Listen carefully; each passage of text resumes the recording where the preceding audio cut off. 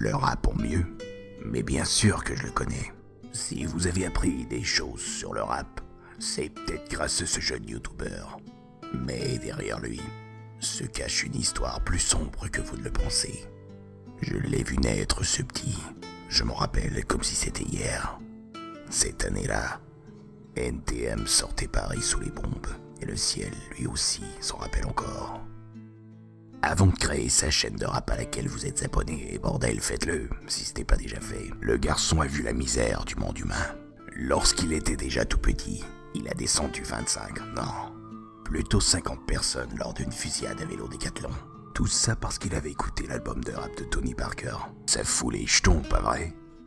Mais que voulez-vous? Les Fennecs font des Fennecs et basta. Et ce Fennec, il a bien grandi.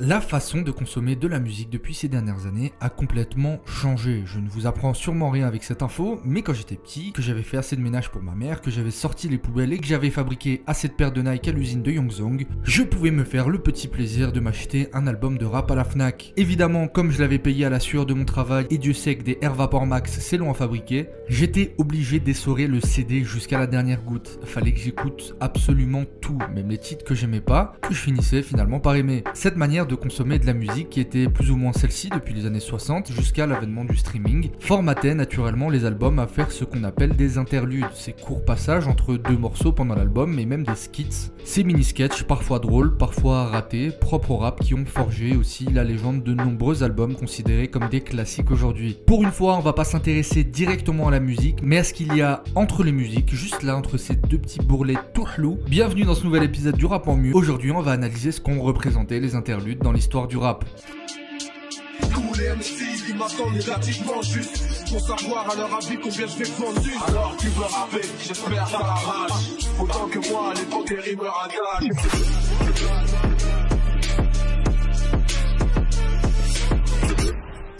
L'origine des interludes dans la musique vient avant tout du théâtre. Les Grecs, pendant leurs pièces, avaient pour habitude, durant l'entracte, de continuer à divertir le public avec des courts passages de chant ou de danse. Dans la musique, ce sont les Italiens dès le 19e siècle, durant les compositions orchestrales, qui ont inséré aussi des courts passages d'instruments, de chant ou même de mimes, pour là aussi divertir le public, et on appelait ça un intermezzo. On retrouvera alors tout au long de l'histoire de la musique moderne des tas d'albums incluant des interludes, entre les morceaux de Pink Floyd dans The Dark Side of the Moon, jusqu'aux interludes travaillés de Kanye West dans My Beautiful Dark Twisted Fantasy, en passant par l'incroyable interlude Brazilian Rhyme de Earth, Wind and Fire, qu'il jouait même sur scène.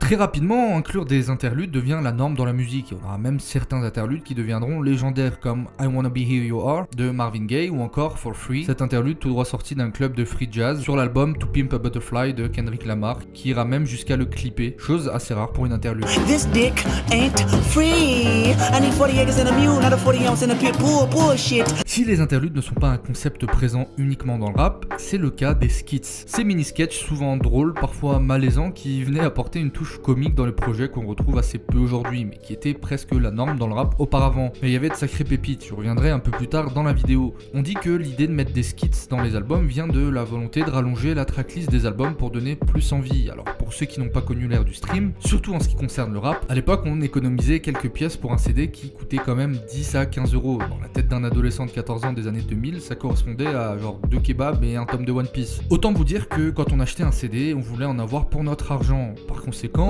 une longue tracklist, c'était plutôt signe de bonne santé et de rentabilité pour les Yankees. Et mettre des interludes et autres skits dans une tracklist, c'est un peu comme ton dealer quand il utilise du NA pour couper ton 20 balles qui en réalité est un 10 balles. Non. Je devrais pas dire ça. Bon, avant tout, la question qu'on peut se poser, c'est quelle différence entre une interlude et un skit?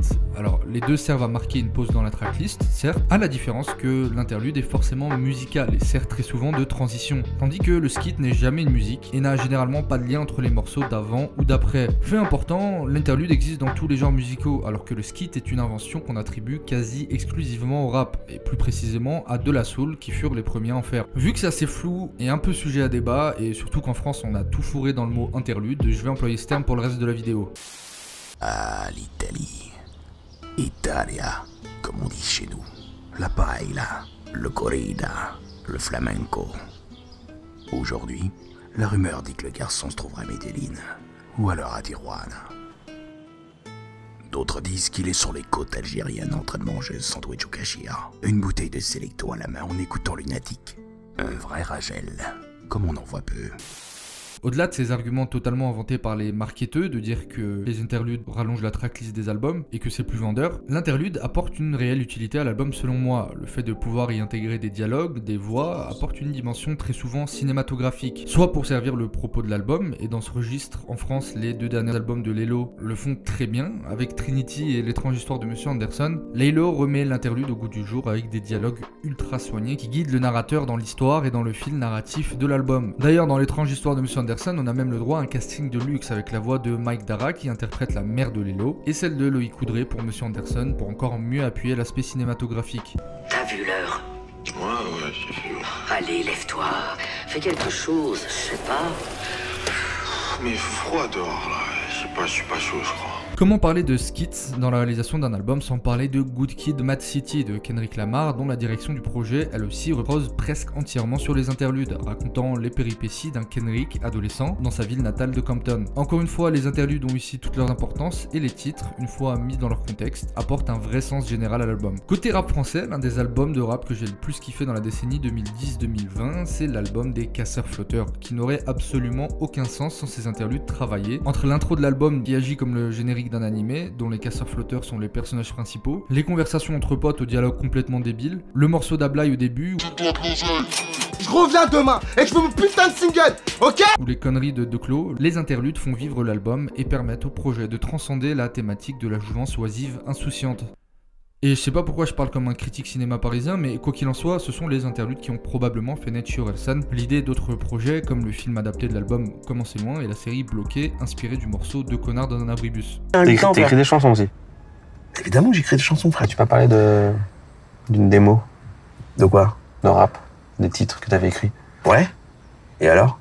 Dans le cas des sketchs sur les albums de rap, il y avait aussi cette volonté de divertir l'auditeur. Les rappeurs s'en sont alors beaucoup servis pour marquer un break dans l'écoute de l'album, et avant tout pour se lâcher complètement, laissant place à des sketchs parfois drôles, parfois ratés, des imitations, des parodies et plein de trucs complètement cons qui, quand on les réécoute aujourd'hui, nous font assez rire parce que ça nous rappelle des souvenirs ou juste parce que ça a mal vieilli. L'un des premiers qui m'a marqué et qui était allé à fond dans ce délire, c'est évidemment Eminem sur son deuxième album studio de Slim Shady LP, avec quasiment un interlude tous les 2 morceaux, mettant en scène des conversations téléphonique avec Paul Rosenberg, son avocat et agent artistique qui pète des câbles sur lui après avoir écouté les conneries sujettes à controverse qu'il met dans ses albums, ou encore le personnage ultra flippant de Kian Kanief qui me traumatisait quand j'étais gamin, même si je comprenais rien à ce qu'il disait, et heureusement. Kenneth Kniff from Connecticut. Automated piece of shit. Yo. Hey there, cockboy. En France, ce côté sketch, on commence assez tôt à le retrouver, notamment sur l'album Ombre et Lumière d'Ayam. Certains se rappelleront de la fameuse Moussariton, un hommage un peu moqueur à Renaud, ou carrément des interludes où Akhenaton se lâche complètement dans des délires qui devaient sûrement les faire marrer en studio. On a eu aussi le droit à un morceau complètement perché de Rof, interprétant un justicier de Kung Fu en imitant l'accent chinois, un morceau qui rendrait dingue toutes les assauts antiracistes de France si ça sortait aujourd'hui.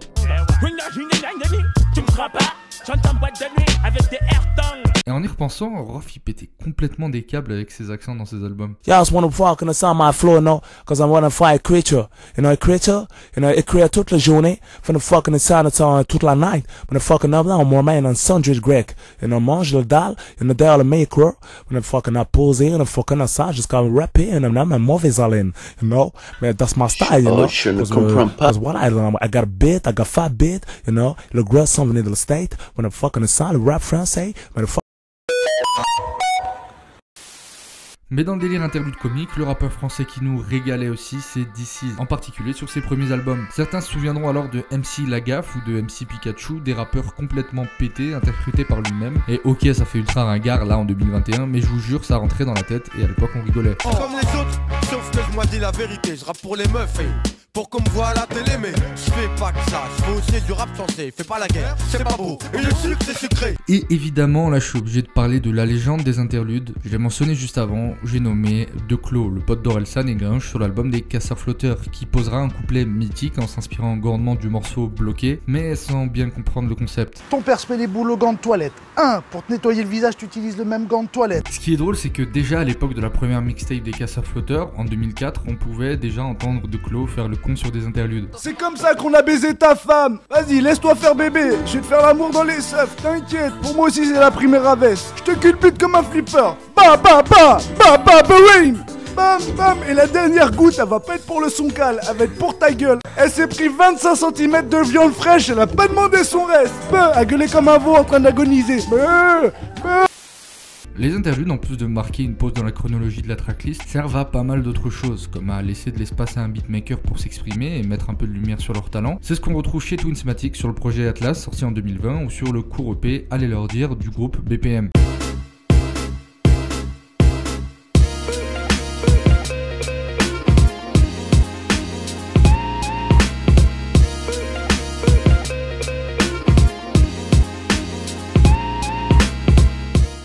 Si les interludes ont été l'occasion pour Oxmo Puccino de réciter quelques vers bien écrits entre deux morceaux dans son album Opéra Puccino, le Saiyan Super Crew en profitait aussi avec des skits assez perchés, mais surtout, et c'était un peu leur spécialité à la base, des interludes à base de beatbox.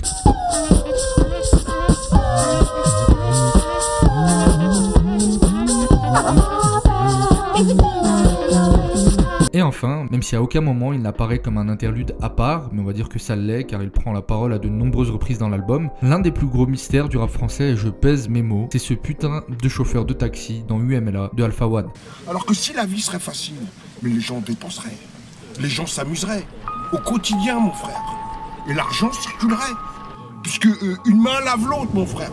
3 interventions seulement ont suffi pour que tout le monde se pose la question de qui est ce type, et jusqu'à aujourd'hui, personne n'a percé le mystère. Tout ce qu'on sait, c'est qu'il a l'air de parler dans un véhicule, car on entend des bruits de clignotants, et ce qui semble être le son d'un GPS ou d'une ceinture pas attachée. On suppose que c'est un chauffeur de taxi. Et pendant un moment, je pensais que c'était joué, mais je suis quasi certain que c'est enregistré spontanément. On entend des bruits de voiture autour, et parfois même Alpha One acquiescer d'un discret « Moi on me donne, je donne, tu comprends ce que je veux dire ?»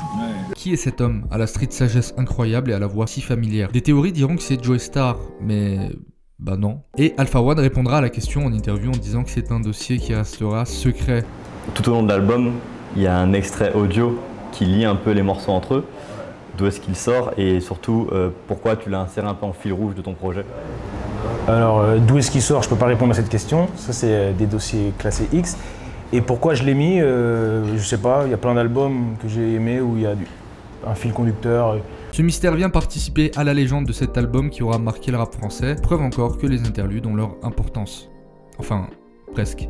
Faites marcher la plaque à billets là, la planche à billets là, faites marcher, donnez de l'argent aux gens qui puissent s'amuser et dépenser et que tout le monde puisse gagner sa vie. Tu comprends? Tu comprends? Tu comprends? Alors je suis obligé d'intervenir sur un truc, mais t'es pas du tout au courant qu'il y a un concept en économie qui s'appelle l'inflation et que si on créait plus de billets, ça rendrait pas tout le monde plus riche, mais ça diluerait juste la valeur de la monnaie pour finalement multiplier les prix. Ah, c'est l'inflation? Ouais, ok, si tu veux. Pour conclure cette vidéo, j'ai pas de conclusion. Je veux dire, j'ai pas de conclusion à part dire que les interludes c'est cool.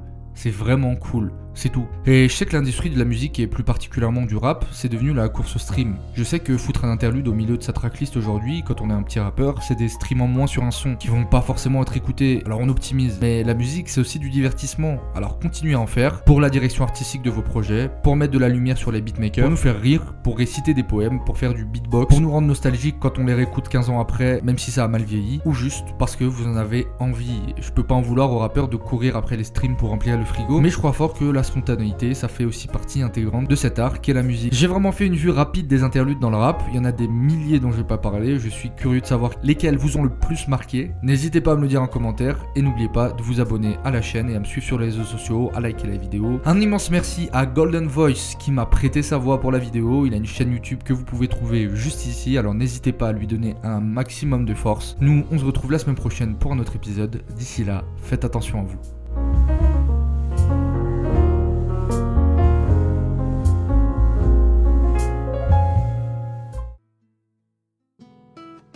tout cas, ce dont on est certain, c'est que ce garçon a la conquête dans la peau. Et on raconte que la main de Fatma qu'il a au cou verse une larme à chaque fois qu'un rappeur sort un album de merde.